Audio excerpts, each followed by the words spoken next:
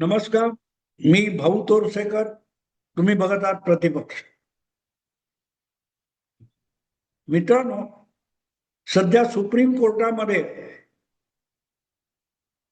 शिंदे आणि ठाकरे अशा केसची जी सुनावणी आहे त्याच्यामध्ये ठाकरेंचे वकील कपिल सिब्बल कायद्याचा कीस पाडतायत आणि कीस पाडतायत म्हणण्यापेक्षा पीठ पीठ पाडतायत असं म्हणायला हरकत नाही.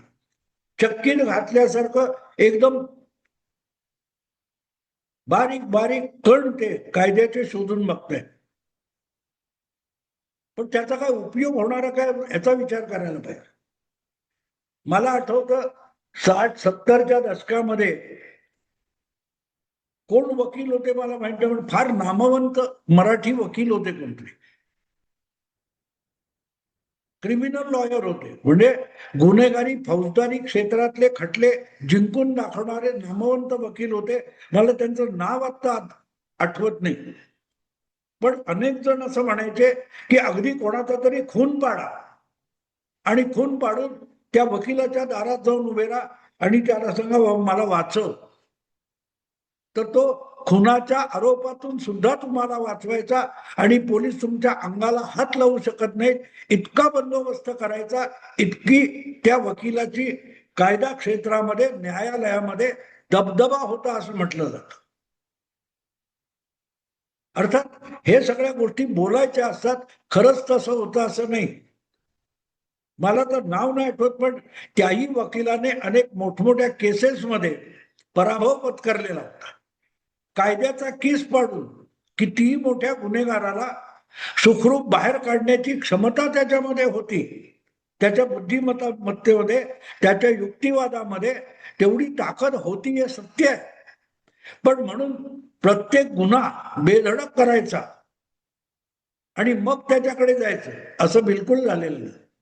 हा एक गोष्ट असते की कायद्याच्या चौकटीत आपण कुठे फसू शकतो याचं भान ठेवून कोणी गुन्हा केला असेल आणि त्यातून निसटण्याच्या पळवाटा आणि जागा असतील तर त्या शोधून काढण्यामध्ये असे चतुर वकील असतात की ते त्यातूनही तुम्हाला बाहेर काढतात. नाही काढत असं नाही मी म्हणतो, पण तरी त्याच्या मर्यादा असतात. हा अतिरेक होता की खून करा आणि मग त्या वकिलाकडे जा आणि तरी तो तुम्हाला सोडवेल नाही. तुम्ही प्रत्येक जागी पकडण्यासारखे, अडकण्यासारखे चुका करत गेलात तर तुम्हाला कुठलाही वकील वाचवू शकत नाही. आणि म्हणून अगदी बेकायदेशीर कृत्य करायचं तरीही ते कायद्याच्या चौकटीत कसं बसेल याची काळजी घेऊन जर एखादा गुन्हा केला तर त्यातून तुम्हाला बाहेर काढणं सोपं असतं, अशक्य नसतं. पण मी काही करेन, उदाहरणार्थ माझं उदाहरण घ्या तुम्ही, की दीर्घकाळ जवळजवळ 49 वर्ष सिगरेट फुंकली, त्याचा दुष्परिणाम म्हणून माझा घसा खराब झालेला आहे, खरवडून गेलेला आहे. आता मी कुठच्या तरी डॉक्टरकडे जायचं म्हणजे मला ट्रीटमेंट घ्यावी लागली सिगरेट सोडण्यासाठी, पण त्या डॉक्टरकडे जायचं आणि त्याला सांगायचं तू मला बरा कर, पण मी सिगरेट सोडणार नाही. असं कसं शक्य आहे? तो मला काही उपाय सांगेल, ट्रीटमेंट सांगेल, पथ्य सांगेल, ते पथ्य मी पाळलं पाहिजे. पण मी चुका करीन आणि तरीही ती चूक बरोबर कसं आहे हे तू सिद्ध करत जा, नाहीतर तू डॉक्टर कसला असं जर मी म्हटलं तर तो सुद्धा मला वाचवू शकत नाही, तो किती चतुर असला तरी. आणि नेमकी तीच गोष्ट आज ठाकरे शिंदे केसमध्ये सुप्रीम कोर्टाच्या सुनावणीत झालेली आहे. कपिल सिब्बल अत्यंत चतुर बुद्धिमान वकील आहे, म्हणून तर अनेक अडकलेल्या फसलेल्या केसेसमध्ये त्यांना वकीलपत्र दिलं जातं, प्रचंड फी आकारतात, हे सगळं सत्य आहे. पण तरी ज्या काही गोष्टी आपण करतोय त्या गोष्टी कायद्याच्या कचाट्यात सापडणार नाही यासाठी अशा मोठ्या वकिलांचा सल्ला घेऊन उद्धव ठाकरेंनी जर राजकारण केलं असतं तर आज त्यांना इतकं गोत्यात यावं लागलं नसतं. आणि कपिल सिब्बल सारखे मोठे वकील सोडून द्या, एवढे मोठे वकील मी मानत नाही, पण शरद पवारांसारखा अत्यंत चतुर राजकारणी, ज्याच्यावर आजपर्यंत भ्रष्टाचाराचे, फौजदारीचे, गुन्हेगारीचे नानाविध आरोप झालेत, पण चिमटीत पकडणे इतकी जागा सुद्धा शरद पवार ठेवत नाही. या त्या गोष्टी शरद पवार अडकले, आता गेलं, पवार संपले, असं कोणीही म्हणू शकत नाही. इतके शरद पवार कायदे पंडित नसले तरी राजकारणातले मुरब्बी आहे. आणि म्हणून शरद पवार जे जे बोलतात त्याकडे गंभीरपणे बघितलं जातं. अगदी फुसक्या थापा सुद्धा शरद पवारांनी ठोकल्या तरीही त्यावर चर्चा होते. याचं कारण पवार बोलतायत म्हणजे काहीतरी गंभीर आहे हे गृहीत असतं. अगदी दादांत खोटं शरद पवार बोलतात अनेकदा, पण त्याकडेही गंभीरपणे बघितलं जातं, गंभीरपणे त्याची दखल घेतली जाते. याचं सगळ्यात मोठं कारण असं की शरद पवार हे अत्यंत चतुर राजकारणी मानले जातात. आणि असे शरद पवार जर उद्धव ठाकरेंना मुख्यमंत्री करतात तर त्यानंतर आपलं राजकारण करताना किंवा संयुक्त जी काय आघाडी झाली होती, महाविकास आघाडी, तिचं राजकारण करताना, सरकार चालवताना शरद पवारांची सल्ला मसलत जर उद्धव ठाकरे करत गेले असते तर ते गोत्यात आले नसते. गोत्यात म्हणजे सत्ता गेली, पक्ष फुटला, पक्षाची सूत्र आपल्या हातातून गेली, पक्ष अख्खाच्या अख्खा दुसऱ्या कोणाला तरी मिळाला, आपल्याला पक्षाचं नवं नाव आणि नवं चिन्ह घेऊन लढाईची पाळी आली आहे. आपल्या घरात आपण उपरे झालो. ही जी दुर्दशा उद्धव ठाकरेंची झाली आहे त्याचं कारण शरद पवारांसारखा एक अत्यंत उत्तम खेळाडू हाताशी असताना, मी कॅप्टन आहे तर मी त्याचा सल्ला कशाला घेऊ, हा जो अहंकार उद्धव ठाकरेंचा होता तो त्यांना नडला. आणि आज जी काय आपली बुद्धिमत्तेचे कसोटी लावत कपिल सिब्बल बसलेले आहे, त्यातून उद्धव ठाकरेंना कुठलंही बळवट मिळणार नाही. कारण नको नको त्या चुका केल्या, किंबहुना करू नये त्या चुका हट्टाने केल्या. मला कोण अडवणार आहे? मी मुख्यमंत्री आहे, मी शिवसेनेचा पक्षप्रमुख आहे, मी बाळासाहेबांचा सुपुत्र आहे. त्यामुळे कायदे वगैरे मला कसले लागणार, हा जो अहंकार उद्धव ठाकरेंचा होता त्यातून ते स्वतःला अधिकाधिक गोत्यात आणत गेले, गाळात ढकलत गेले. हे मी आता कपिल सिब्बल आणि शरद पवार कुठून आले असं तुम्हाला वाटेल. तर मित्रांनो, एक आठवण करून देतो. महाविकास आघाडी तयार झाली आणि त्यानंतर सामनामध्ये शरद पवार यांची एक प्रदीर्घ मुलाखत छापून आली होती आणि मला वाटते ती ऑनलाईन पण टाकलेली होती. रेकॉर्डेड ऑडिओ मुलाखत पण होती, ऑडिओ व्हिज्युअल. त्यामध्ये शरद पवारांनी एक मोठी गोष्ट सल्ला म्हणून उद्धव ठाकरेंसाठी सांगितली. मुलाखत सामनाची होती, पण एक सल्ला द्यावा त्याप्रमाणे शरद पवारांनी एक वक्तव्य त्या मुलाखतीमध्ये केले. ते वक्तव्य असं होतं की जसा तुम्ही पक्ष चालवता, अर्थात मुलाखत संजय राऊतांनी घेतली होती, पण शरद पवार जे उत्तर देत होते ते शिवसेनेला उद्देशून देत होते की तुम्ही जसा पक्ष चालवता, म्हणजे जशी शिवसेना बाळासाहेबांच्या नंतरच्या काळामध्ये उद्धव ठाकरे जशी शिवसेना चालवतात तशा प्रकारे सरकार चालवता येणार नाही. सरकार हे सहमतीने चालवावं लागतं. जनतेच्या भावनांचा आदर करून, जनभावना दुखावणार नाही याची काळजी घेत, सहकारी दुखावणार नाहीत याची काळजी घेत सरकार चालवावं लागतं, असं शरद पवार त्या मुलाखतीत म्हणालेले मला आठवतं. आता इथे जशी शिवसेना चालवता याचा अर्थ काय, म्हणजे शिवसेना नावाचा पक्ष उद्धव ठाकरे किंवा बाळासाहेब ठाकरे जसा चालवत होते तशा प्रकारे सरकारने चालवत आहे.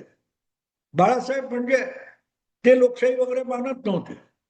म्हणून तर अगदी पहिल्यांदा जेव्हा शिवसेना पक्ष हा रजिस्टर करण्याची वेळ आली तेव्हा जी घटना बनवली होती त्यामध्ये तहहयात शिवसेना प्रमुख हेच पक्षाचे अध्यक्ष म्हणजे शिवसेना प्रमुख असतील अशी जी घटनेमध्ये तरतूद होती त्याला आक्षेप घेऊन निवडणूक आयोगाने त्यात बदल करायला लावला होता की आपल्या देशात लोकशाही आहे आणि लोकशाही जिथे आहे तर लोकशाहीनुसारच निवडणुका लढवता येतील आणि ती लोकशाही फक्त लोकांची मतं जनतेची मतं मागताना नाही तर पक्षाच्या अंतर्गत कारभारामध्ये सुद्धा लोकशाही असली पाहिजे आणि म्हणून तुमच्या पक्षाच्या घटनेमध्ये आणि पक्षाच्या कारभारामध्ये सुद्धा लोकशाही असली पाहिजे आणि लोकशाहीचा अर्थ वेळच्या वेळी निवडणुका घेऊन पक्षाचे अध्यक्ष आणि पदाधिकारी निवडून आणले पाहिजे आणि म्हणून त्या घटनेत बदल करावा लागला आणि ठराविक काळानंतर परत एकदा बाळासाहेब निवडून येतील काही फरक पडत नाही कारण बाळासाहेब म्हणजे शिवसेना होती तो बदल करण्यात आला पण सांगण्याचा हेतू असा की घटना ही लोकशाहीवादी असली पाहिजे लोकशाही पद्धतीने पक्ष चालला पाहिजे आणि पक्षाच्या अंतर्गत लोकशाही असली पाहिजे हे जरी कागदावर लिहून निवडणूक आयोगाकडे रजिस्टर करण्यात आलं असलं तरी पक्ष बाळासाहेब आपल्याच इच्छेनुसार चालवत होते त्यांना पाहिजे त्याला पदाधिकारी करायचं त्यांना पाहिजे त्याला तिकीट द्यायचं त्यांना पाहिजे त्याला मंत्री किंवा मुख्यमंत्री करायचं ही मनमानी बाळासाहेबांनी केलेली हुकुमशाही केलेली पण एक गोष्ट होती त्यांच्याच इच्छेनुसार आणि त्यांच्या पाठिंब्यामुळे किंवा त्यांच्या करिश्म्यामुळे जर पक्षाचे उमेदवार निवडून येत असतील तर मग पक्षातल्या लोकशाहीपेक्षा बाळासाहेबांचा करिश्मा ही शिवसेनेची संजीवनी होती आणि म्हणून बाळासाहेबांची हुकुमशाही हा वेगळा भाग होता ते स्वतः कधी सार्वजनिक पद किंवा निवडणुकीच्या रिंगणात उतरले नाही अनेकांना मंत्री आमदार महापौर वगैरे केले पण उद्धव ठाकरेंना अशा घटनात्मक आणि सत्ता पदांचं आकर्षण होतं आणि इथे बाळासाहेब आणि उद्धव ठाकरे यांच्यामध्ये जमीन आसमानाचा फरक आहे बाळासाहेब कधी मनोहर जोशी नवलकर दत्ताजी साळवी वामनराव महाडिक यांच्या स्पर्धेत नव्हते ते त्यात त्यांच्यापेक्षा एक पायरी वर बसलेले होते निवडणुका तुम्ही लढवायच्या पद तुम्ही उपभोगायचे पण माझ्या इच्छेनुसार त्या पदावर बसून कारभार करायचा हा बाळासाहेबांचा अट्टाहास असायचा आणि म्हणून ते म्हणायचे की मी रिमोट कंट्रोलने सरकार चालवतो मी सरकारचा रिमोट कंट्रोल आहे उद्धव ठाकरे मध्ये तो करिश्मा नव्हता की ती पॉप्युलॅरिटी नव्हती की त्यांच्या नावावर लोक निवडून येतील पण आपण बाळासाहेबांचा मुलगा आहोत आणि आता आपण पक्षाचे प्रमुख झालोय म्हणून आपण बुलडोज करून रेटून नेऊन आपली मनमानी करू ही जी भूमिका उद्धव ठाकरेंची होती त्यावर शरद पवारांनी त्या सामनाला दिलेल्या मुलाखतीमध्ये बोट ठेवलं होतं ज्या प्रकारे तुम्ही पक्ष चालवता तुम्ही बुलडोज करता आपल्या सहकार्यांची मतं घेत नाही तुमच्या इच्छा त्यांच्यावर लादता आणि विरोधात कोणी उभा राहत असेल किंवा मतभेद कोणी करणार असेल तर बुलडोज करून तुम्ही तुमचं मत रेटून नेता या पद्धतीने सरकार चालवता येणार नाही हाच मंत्र किंवा सल्ला शरद पवारांनी त्या सामना मुलाखतीतून दिला होता किंवा लोकशाही सरकारमध्ये तुम्ही आलात ही शिवसेना जशी चालवतात तसं महाविकास आघाडीचं सरकार मुख्यमंत्री म्हणून चालवता येणार नाही पक्षप्रमुख आणि महाविकास आघाडीचा मुख्यमंत्री याच्यामध्ये फरक आहे याच्यात आणखीन दोन पक्ष सहभागी आहेत आणि त्यांच्याशी सुद्धा सल्लामसलत करून चालवावं लागेल पण हे सांगता सांगता तुम्ही ज्या प्रकारे पक्ष चालवता हे जे वाक्य शरद पवारांचं त्या मुलाखतीतलं आहे ते बहुमोलाचं होतं बाळासाहेबांची कहाणी वेगळी होती. बाळासाहेबांकडे अपयश पचवण्याची हिंमत होती, ताकद होती. उद्धव ठाकरेंकडे ती नाहीये. आणि म्हणून पक्ष चालवता तसं सरकार चालवू नका, याचा अर्थच बाळासाहेब हयात नाहीत. आजची शिवसेना ही आजच्या राजकीय लोकशाहीनुसार पक्षातही चालली पाहिजे, हेच एक प्रकारे शरद पवारांनी सूचित केलं होतं. याचा अर्थ बाकी सगळे पक्ष राजकारण करताना, निवडणुका लढवताना पक्षाच्या अंतर्गत आणि बाह्य ज्या प्रकारचं काम करतात, कारभार करतात, त्याच पद्धतीमध्ये आजची शिवसेना चालवावी लागेल. बाळासाहेबांच्या नंतरची शिवसेना ही नेहमीच्या लोकशाहीनुसार चालवावी लागेल. हा शरद पवारांचा त्या मुलाखतीतला बहुमोल सल्ला होता. तो ऐकला असता तर मग ज्या प्रकारचे बदल घटनेमध्ये असेल, पक्षाच्या व्यवहारामध्ये, कारभारामध्ये असेल, ते करतोय, ते कायद्याच्या, निवडणूक आयोगाच्या नियमांच्या चौकटीत बसणारे आहेत की नाही याची काळजी उद्धव ठाकरेंनी घेतली असती तर पक्षामध्ये दुफडी माजण्याचा विषय आला नसता. 20 जून 2022 ला जो पक्ष फुटला त्याचं मुख्य कारण असं की पक्षामध्ये मतभेद झालेले आहेत आणि पक्षामध्ये लोकशाही नाही असं दाखवतच एकनाथ शिंदे आणि त्यांचा गट किंवा त्यांचे पाठीराखे बाजूला झाले. आणि तुम्हाला आठवत असेल तर पहिल्या दिवसापासून म्हणजे गुवाहाटीला गेलेला जो शिंदे गट आणि त्यांचे आमदार होते त्यांच्या समोर भाषण करताना पहिली जी व्हिडिओ आलेला आहे त्यामध्ये एकनाथ शिंदे साफ साफ सांगतात, अरे आपण शिवसैनिक आहोत, आपण घाबरायचं कारण नाही, आपण पक्ष सोडलेला नाही, आपण शिवसेना आहोत. असं ज्या वेळेला एकनाथ शिंदे म्हणतात तिथे तुमच्या लक्षात यायला पाहिजे होतं की आपण शिवसेना आहोत म्हणजे उद्धव ठाकरे शिवसैनिक नाहीत किंवा शिवसेना पक्षाचे कोणी नाहीत असंच एकनाथ शिंदेना म्हणायचं होतं. हे जर शांत डोक्याने समजून घेतलं असतं तर पुढची प्रत्येक कायदेशीर कारवाई, पात्रतेची, अपात्रतेची, पक्षांतर कायद्याची जी काय करायची उद्धव ठाकरेंना होती ती सावधपणे झाली असते. पण करतो आता त्या शिंदेला सरळ, करतो आता ह्याला सरळ, करतो आता त्याला सरळ, ही जी अहमन्यतेची भावना उद्धव ठाकरेंची आहे त्यामध्ये कायद्याच्या चाकोरीला ओलांडलं गेलं. आणि आता ती चाकोरी आम्ही ओलांडलेली नाही, शिंदेनी ओलांडली आहे असं दाखवण्यासाठी बिचाऱ्या कपिल सिब्बलला दाताच्या खण्या कराव्या लागतात, कायद्याचा किस पाडावा लागतो.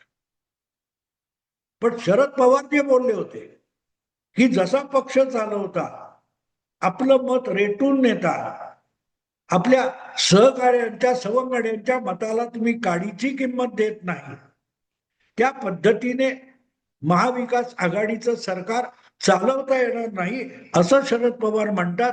त्याची दुसरी बाजूही समजून घ्या की तुम्ही ज्या प्रकारे शिवसेना हा एक राजकीय पक्ष म्हणून चालवता ती पद्धत सुद्धा योग्य नाही. आज ना उद्या तुम्ही नको तितके गोत्यात याल असा इशारा त्या मुलाखतीतून शरद पवारांनी दिला होता. तो समजून घेतला असता, गंभीरपणे घेतला असता आणि आपल्या व्यवहारामध्ये आणि अंमलामध्ये आणला असता तर आज कपिल सिब्बल यांचे पाय धरायची वेळ उद्धव ठाकरेंवर आली नसती. आधी कृती करायची आणि नंतर विचार करायचा, ही भूमिकाच लोकशाहीमध्ये, कायद्याच्या चाकोरीमध्ये घातक असते. आणि उद्धव ठाकरेंना म्हणूनच कपिल सिब्बल यांचे पाय धरावे लागले कारण त्यांना शरद पवारांची महत्ता कळली नाही. मित्रांनो, आता थांबतो. आवडलं लाईक करा, शेअर करा आणि प्रतिपक्षाला सबस्क्राईब करा. नमस्कार.